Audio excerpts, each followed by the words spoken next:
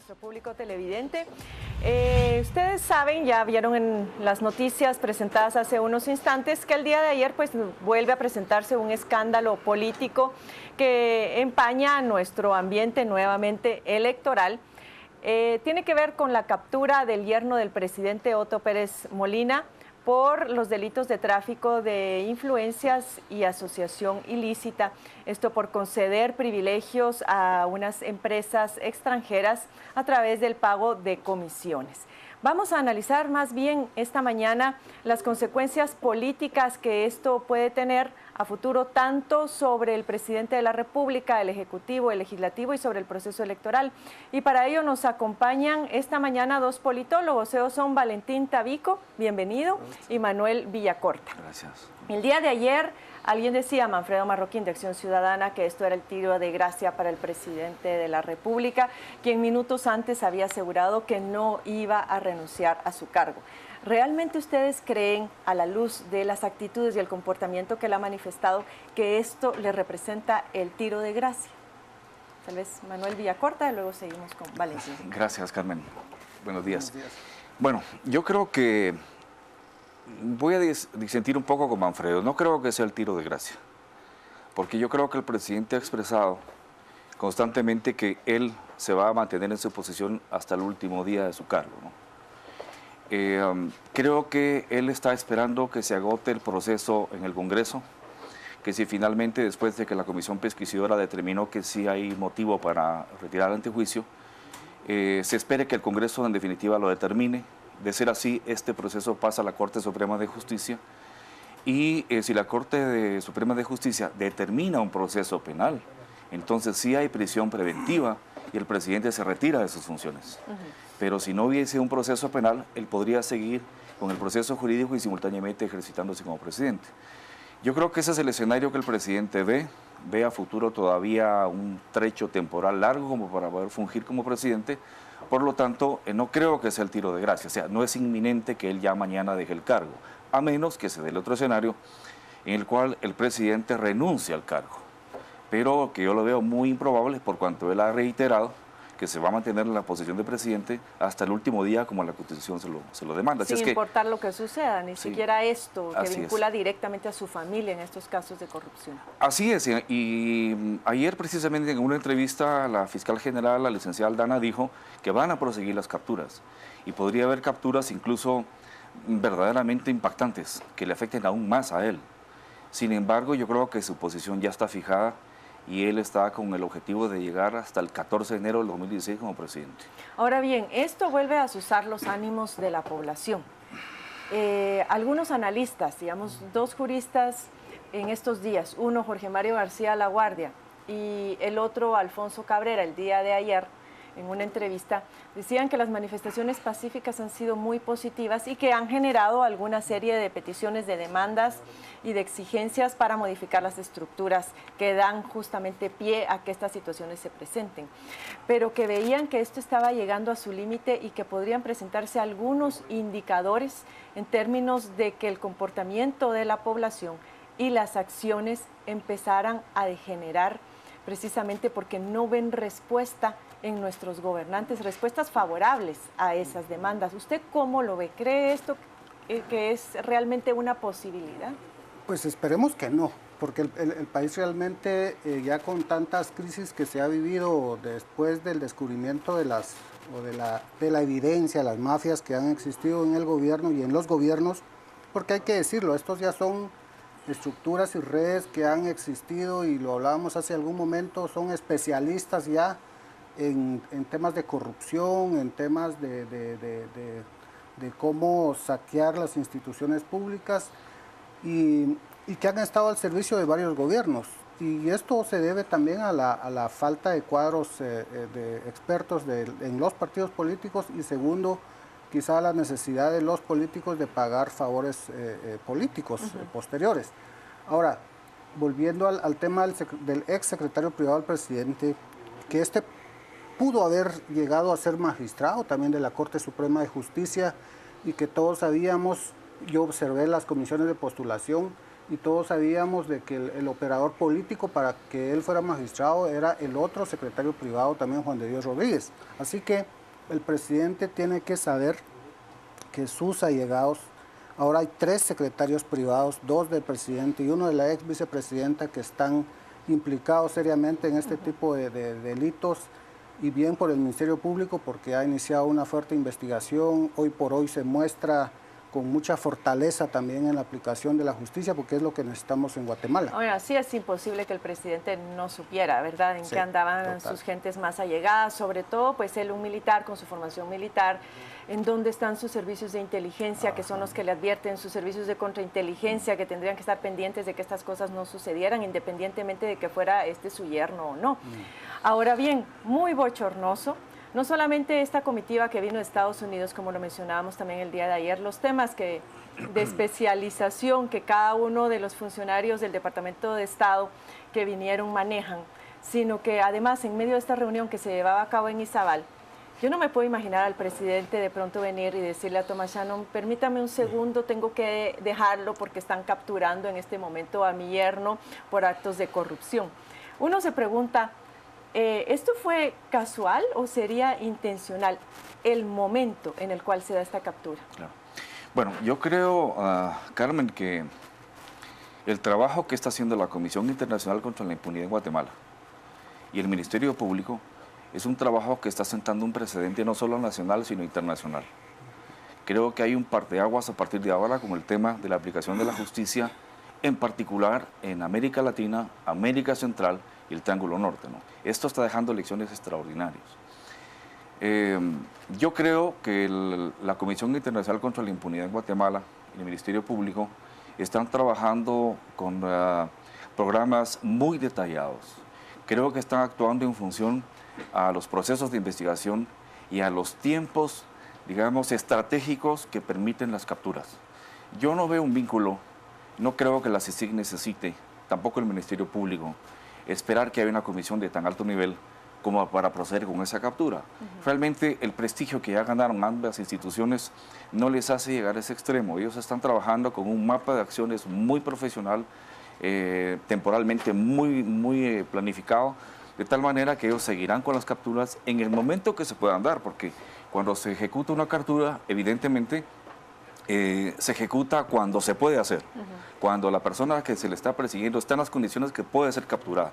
Lo que esté pasando en el contexto externo, eso es una coincidencia, de tal manera que yo sí descarto que haya sido una acción deliberada en función de para generar mayor noticia o mayor impacto. Es decir, lo que está pasando en Guatemala, yo te lo puedo asegurar, esta comisión de muy alto nivel lo conoce perfectamente bien, y sí hay que vincular el tema de su venida a Guatemala con el tema del fortalecimiento del combate al crimen organizado, porque Guatemala, y esto hay que decirlo, en el Departamento de Estado del Triángulo Norte, por ejemplo, ha llegado ya a un punto de muy gravísimas repercusiones. En el caso del Triángulo Norte en Guatemala y México, ya tiene un nivel en el Departamento de Estado de tratamiento como el caso de Ucrania, como el caso de Corea del Norte, o como incluso el caso del Estado Islámico. Quizás eso no lo han visto los políticos locales, ¿no?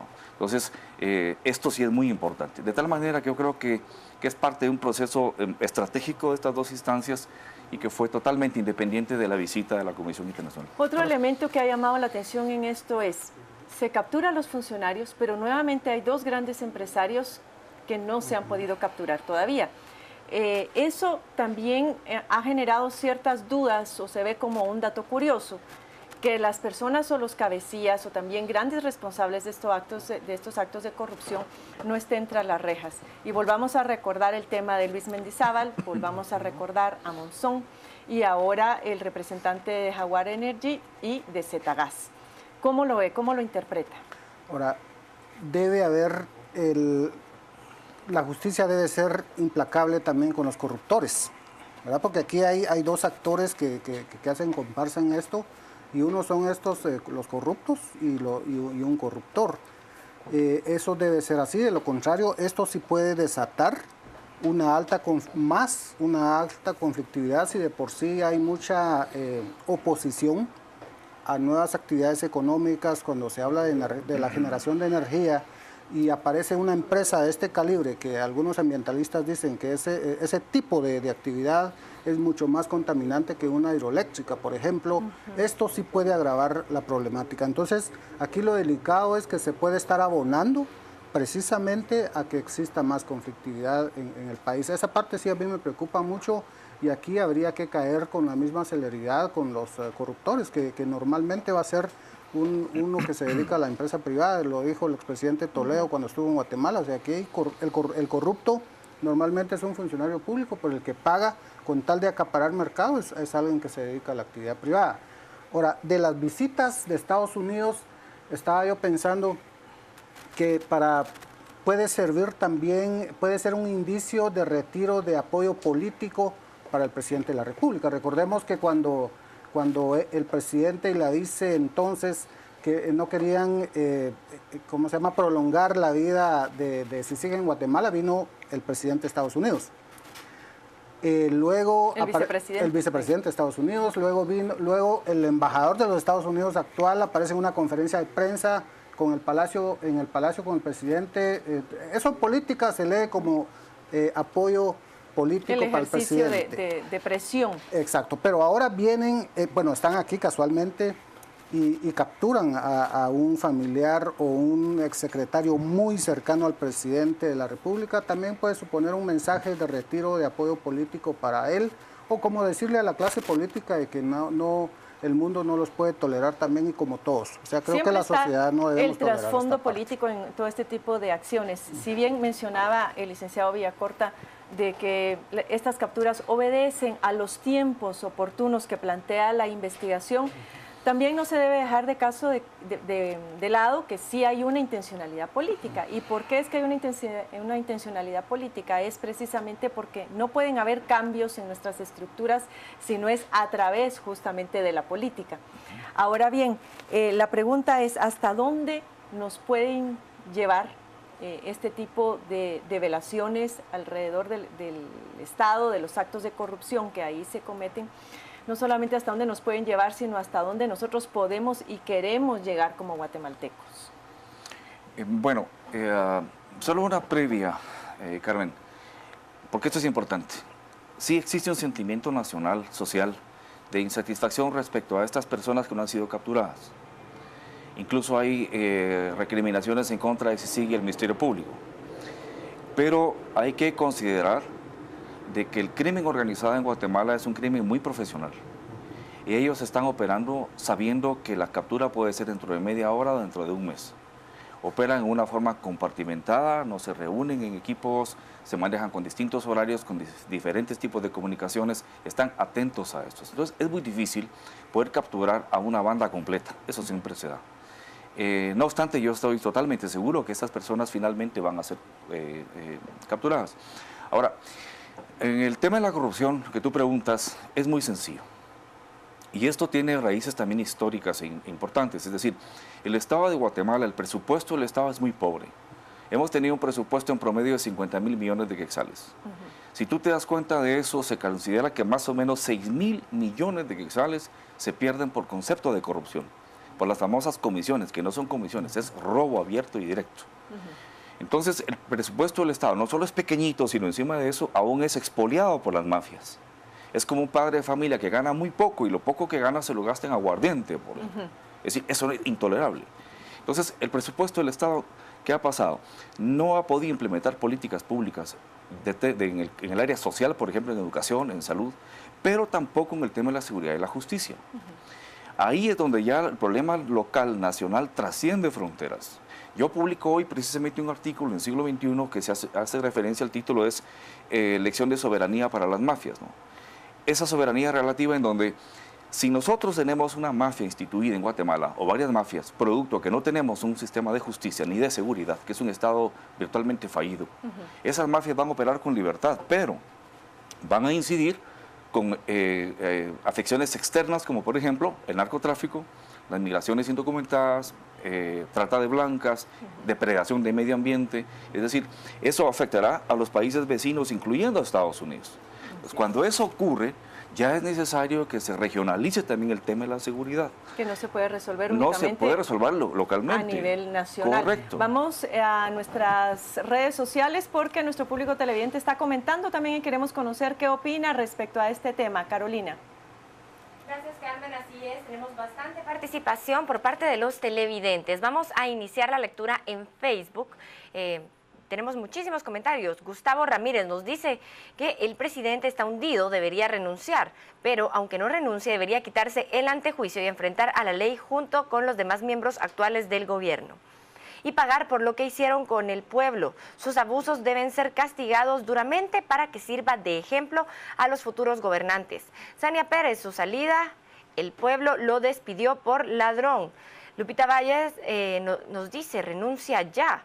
Noelita Juárez López, este fue el tiro de gracia y pedimos a la CICIG que investigue a Otto Pérez Leal, que le falta también al señor presidente, así que prepárese porque puede que se vayan juntos a la cárcel. Ángel López nos dice cárcel. Edgar Nemesio Ortiz, que renuncie. Walter Nájera pide también la cárcel para el presidente, que ese sea su futuro.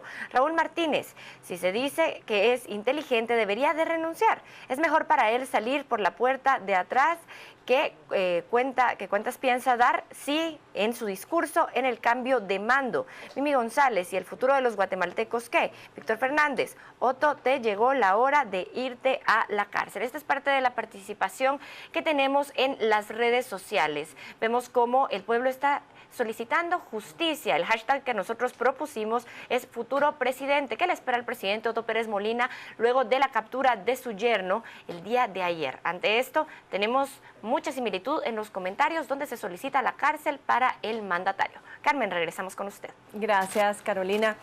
Esto ha tenido como un movimiento pendular también, el licenciado Tabico, en el sentido de que a veces los ojos se colocan sobre el Congreso de la República y el presidente, en este caso el Ejecutivo, tenía cierto respiro. De pronto se salen de ahí y vuelven a colocarse en el Ejecutivo. Ahí inclusive también hay quienes ven una estrategia política interesante. Después de haber pasado los escándalos de corrupción alrededor de Luis Chávez y de Mirza Arriaza, entre otros, al día siguiente se vuelven a colocar en el Ejecutivo. ¿Cómo interpreta usted esta situación? ¿También sería parte de una estrategia? Además de que ya inclusive hoy por hoy se habla de los famosos jueves de CICIG. Es decir, todos los jueves esto se ha convertido prácticamente en una telenovela en que los guatemaltecos ya esperan con ansias cuáles van a ser las capturas del día. Es decir, si es una estrategia para evidenciar que en esos dos poderes del Estado está la mafia enquistada, se hacen negocios, se interfieren como poderes, que es una violación al principio republicano de la Constitución.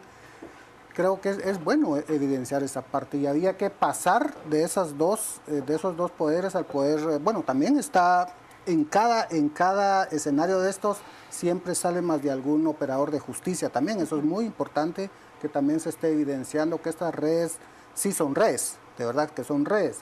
Ahora, alguien de los televidentes menciona el tema de las alcaldías municipales.